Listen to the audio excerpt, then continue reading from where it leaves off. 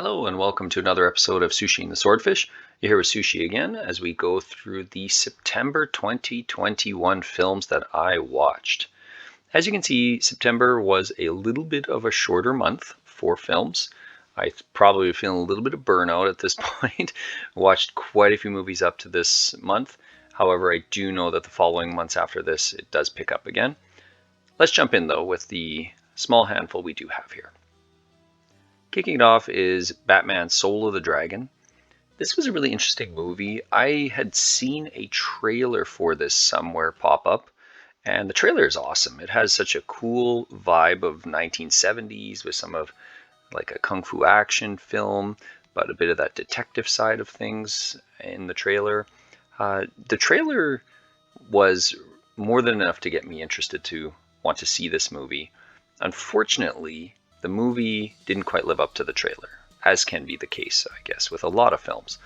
So if you watch the trailer, although it doesn't spoil anything, it gives you kind of enough of what you need to know what the movie's about. It does have some good voice talent. Michael J. White's in it as Bronze Tiger, and Mark Dacascos is in it, and why am I forgetting his character's name? Oh, I can't remember off the top of my head, but it's a decent enough movie.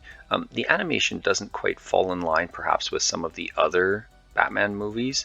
It does have a little bit of a brighter color scheme, maybe more aligned to Batman the Brave and the Bold rather than something like the Batman animated series or some of the other Batman movies that I have seen or that are going to come up in the future of these lists. But I think I'm going to put in OK USA. Worth checking out if you do enjoy Batman. If you don't and you're only looking for a specific animated superhero movie, you could probably find something a little bit stronger. Next we have Despicable Me 2. So last month we had the first Despicable Me. Yeah, I think it's going to go in the big money, big prizes, I love it category. It was just as fun as the first movie. The Minions do get kind of pushed back a little bit in this movie. They don't have quite as many gags, I felt. They're still very prevalent in the film, but there's a little bit more going on with Gru and his new family, if you will.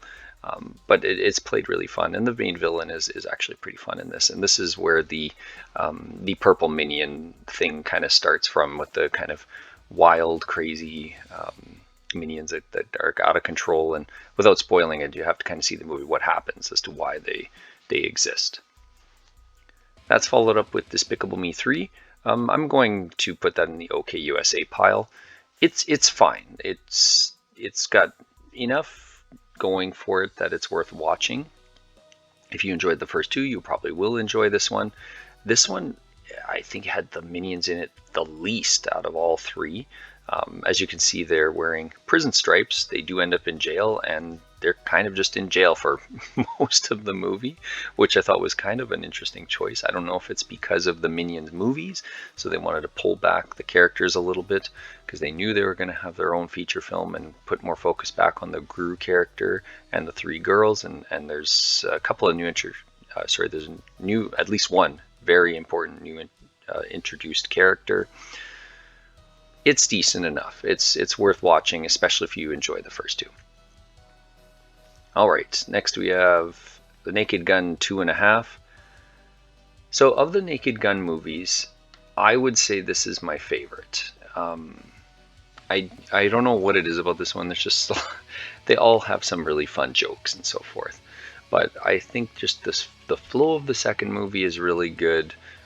Robert Goulet is just enough of the sort of straight man to Leslie Nielsen's, sort of bumbling, out of mind character, Frank Drebin.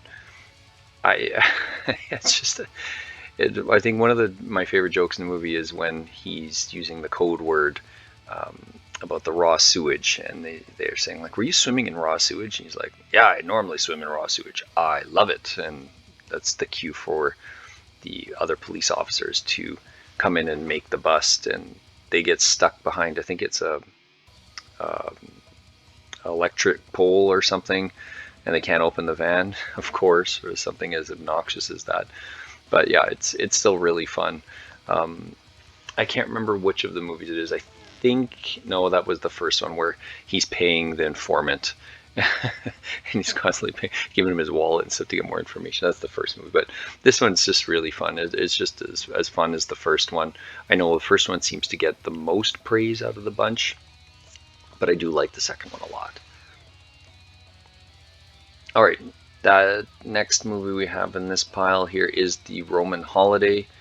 I kind of went on a bit of an Audrey Hepburn kick, as you can see from previous months, and I don't know what to feel about this one. It's okay.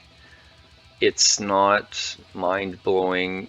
It's maybe some people will find it really romantic. There's parts about it that are kind of like, really, like that's no-fly zone these days kind of thing. There's like a scene where they're getting in the taxi and sending her home because she's drunk and this kind of stuff. It's okay. I'm debating putting it in the okay pile. Like, would I watch it again? No, probably not. I think it's gotta go in the stink pile. I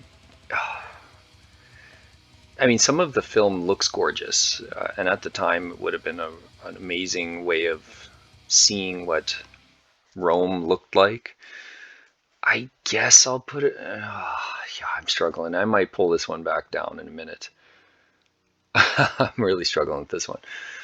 I think it's ultimately somewhat forgettable as well, unfortunately. I mean, if it's your favorite movie, you're not going to forget it. But somebody who watches it in passing is probably going to have a hard time remembering the movie.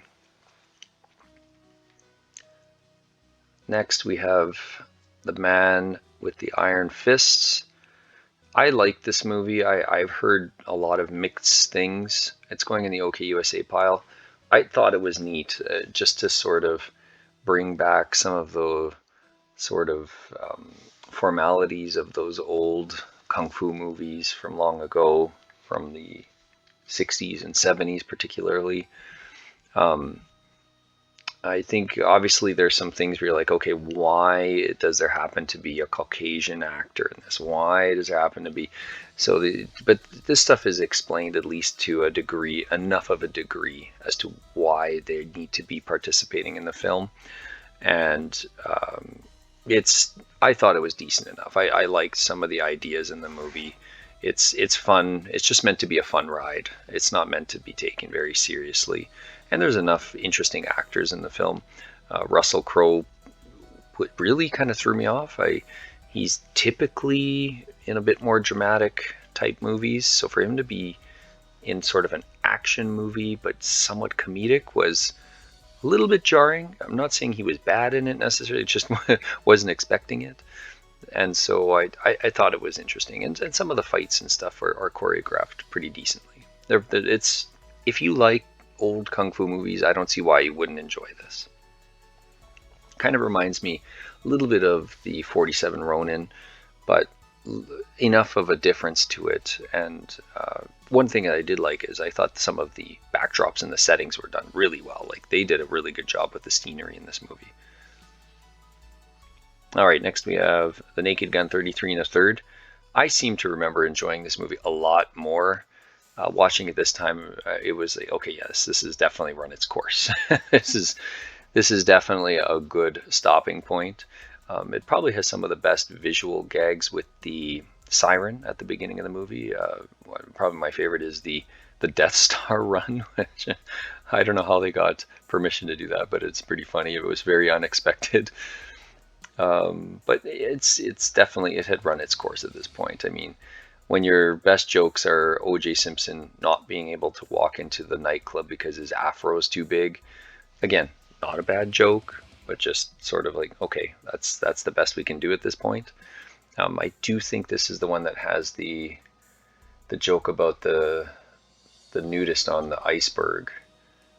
And I can't remember to quote it correctly, but I do seem to recall that being the joke on here when he's in prison and he makes some kind of gag about that. And then the other joke was something about like a blind man. I forget. Yeah, I can't remember them enough to say them properly, but there's a couple of really funny jokes still.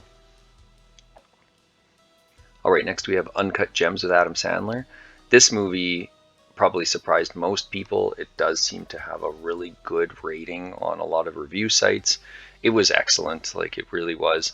I think the only thing that kind of holds it from the top dog is that its pacing is a little bit slow.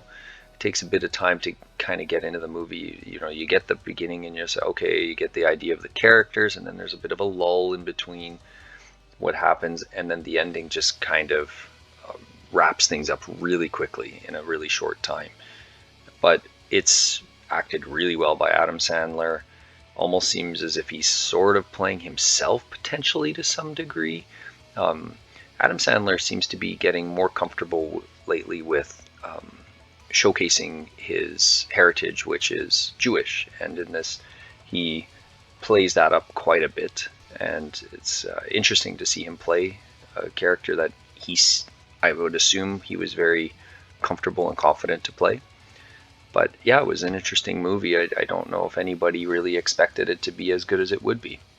And Kevin Garnett actually puts in a decent performance as the basketball player, and they did a good job of timing it just right that he was out of the NBA as a retired player, but he didn't look that old yet. Like, he still looked like he was in his playing days, so they just had the right sweet spot for him in this movie.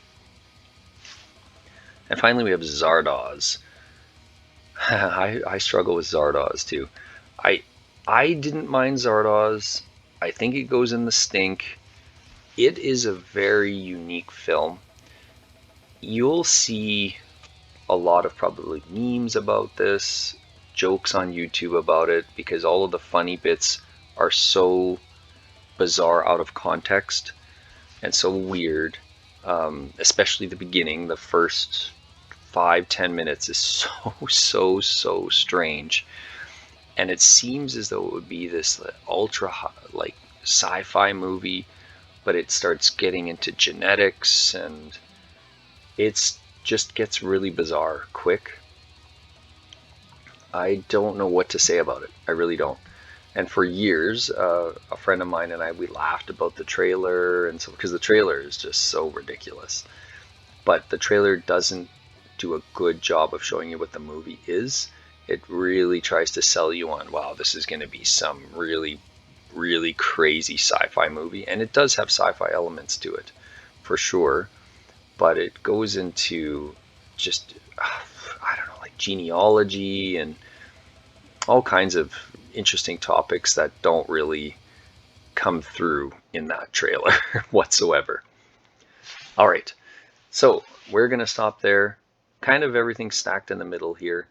Thanks for joining me to look at the September films, and I'll catch you down that road for October. Bye now.